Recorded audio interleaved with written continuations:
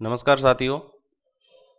REET maths level 2 की वर्गमूल की अपनी क्लास चल रही थी, जिसमें हमने देखा था कि घटाने की संक्रिया के द्वारा हम किसी संख्या का वर्गमूल कैसे ज्ञात कर सकते हैं, और अभाज्य गुणनखंड विधि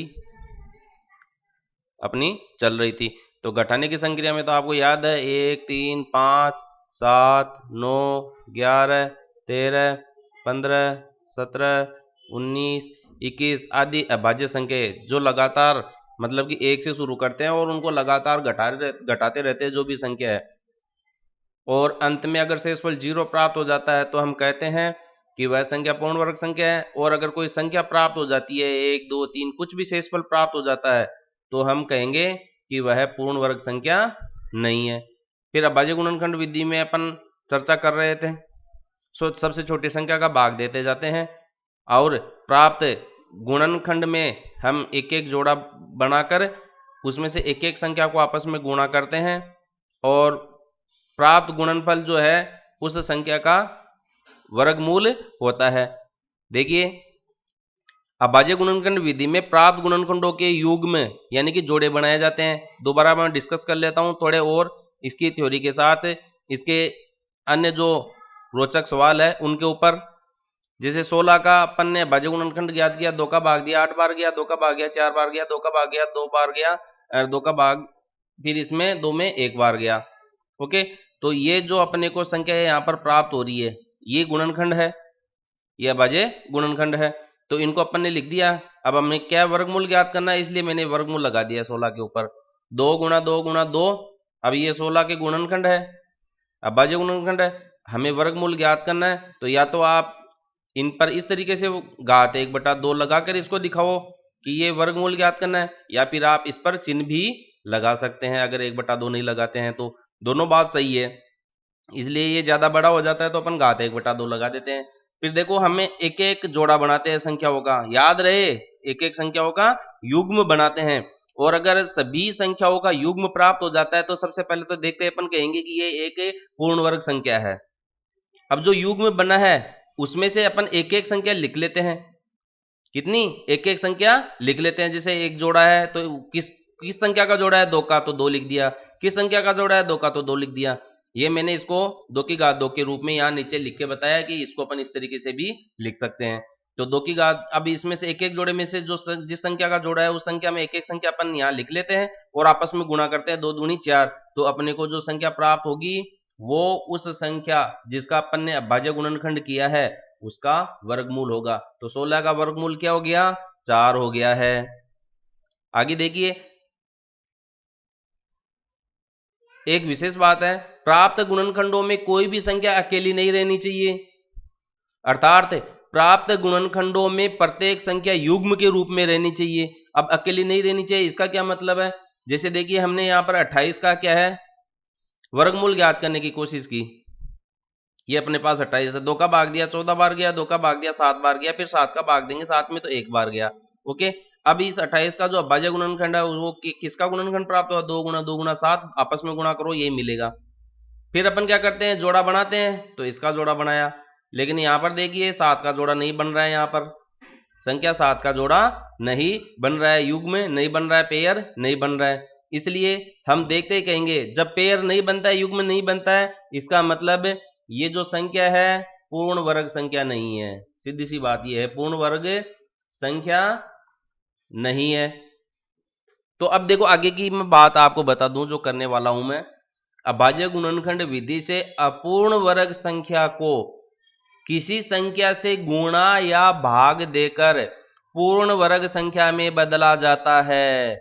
फिर रिपीट कर रहा हूं लाइन को, अभाज्य गुणनखंड विधि से अपूर्ण वर्ग संख्या को, जैसे 28 अपूर्ण वर्ग संख्या है, तो अपूर्ण वर्ग संख्या को गुणा या फिर भाग देकर पूर्ण वर्ग संख्या में बदला जाता है। तो देखिए, ये एक 28 है, पूर्ण वर्ग संख्या नहीं है अपने पास, तो इसको अपन किस तरीके से पूर्ण वर्ग संख्या में बदले?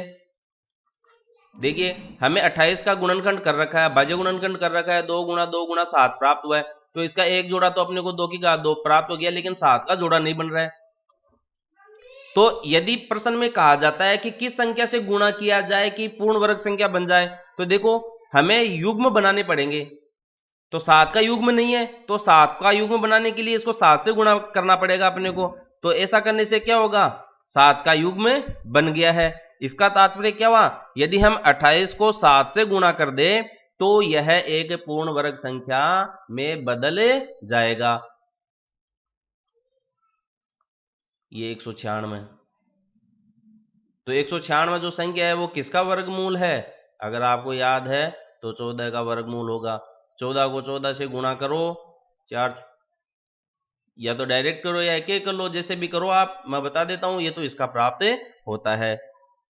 अब अगर प्रश्न में ये कहा जाए कि कोई संख्या है उसमें किस संख्या का भाग दे, जैसे 28 है, 28 में किस संख्या का भाग दे कि वह एक पूर्ण वर्ग संख्या में बदल जाए। तो सबसे पहले तो हमें अभाज्य गुणनखंड करने हैं उस संख्या के, भाग देने की बात कर रहा है या गुणा देने की बात कर रहा है, तो जो भी संख्या है उसका अभाज्य गुणनखंड करो और उसके पेयर बनाओ।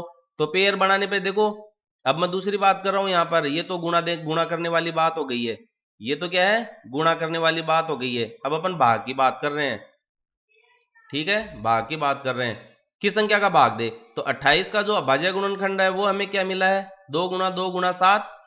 अभी 2 का तो पेयर बन रहा है लेकिन 7 का पेयर नहीं बन रहा है। अब इस पेयर को हटाना पड़ेगा यहां से, यानी कि यदि हम 28 में 7 का भाग दे दे तो 7 से कम 7 कट गया, तो क्या बच गया, केवल एक पेयर बच गया, और इधर से 7 चौक 28, ये 4 बच जाएगा, तो ये केवल एक पेयर बच गया। अब एक पेयर बचने का मतलब हो गया, अभाज्य गुणनखंड में पेयर या युग्म बचने का मतलब हो गया कि वो एक पूर्ण वर्ग संख्या है, वह एक पूर्ण वर्ग संख्या है। समझिएगा, मैंने छोटी छोटी संख्याएं ली है क्योंकि छोटी संख्याएं जो होती है दिमाग में उनकी कैलकुलेशन जल्दी हो जाती है, तो उनको समझने में आसानी रहती है। लेकिन अगर इसी जगह पर कोई बड़ी संख्या दे दे 2352 जैसे मैं लिख दूं, तो पता करो ये एक पूर्ण वर्ग संख्या है या नहीं, किस संख्या से गुणा करे या फिर किस संख्या से भाग दे 2352 में कि वह एक पूर्ण वर्ग संख्या में बदल जाए। अगर ये पूर्ण वर्ग संख्या नहीं है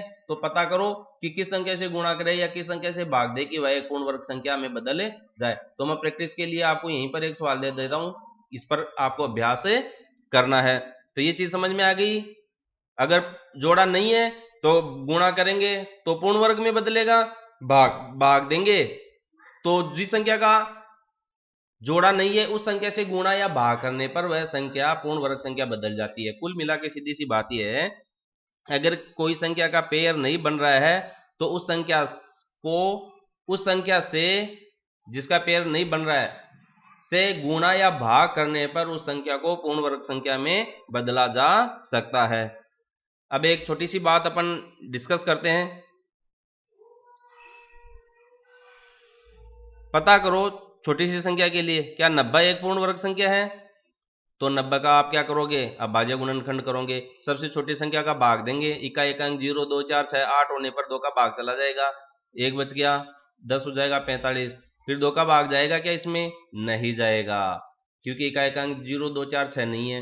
अंकों का योग आप 3 का भाग देकर देखो, 5 और 4 9 है, अंकों का योग अगर 3 6 9 होता है तो उसमें 3 का भाग जाएगा, 3 एकम 3 3 पंचे 15, फिर 3 का चला जाएगा 3 पंचे 15, फिर 5 का जाएगा 5 एकम 5। तो 90 का हमें अभाज्य गुणनखंड क्या मिला, 2 गुणा 3 गुणा 3 गुणा 5।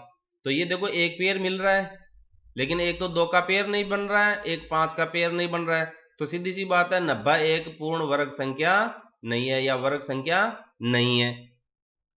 तो अब इसको किससे गुणा करें कि यह पूर्ण वर्ग संख्या में बदल जाए। देखो गुणा करने की बात कर रहे हैं, 90 को किससे गुणा करें कि यह पूर्ण वर्ग संख्या में बदल जाए। तो देखिए जोड़ा किस किस का नहीं है, एक तो 2 का नहीं है, एक 5 का नहीं है। तो इसमें देखो मैं क्या करता हूं, 3 का जोड़ा तो पहले लिख देता हूं।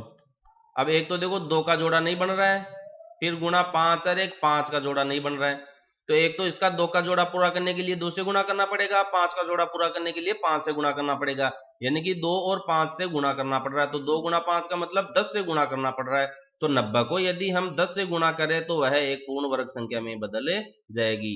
तो ये 30 का वर्ग होता है। 30 का वर्ग कितना होता है, 900 होता है। और अगर भाग देने की बात कहे तो 10 का भाग लगा दो तो ये पूर्ण वर्ग संख्या में बदल जाएगा। धन्यवाद।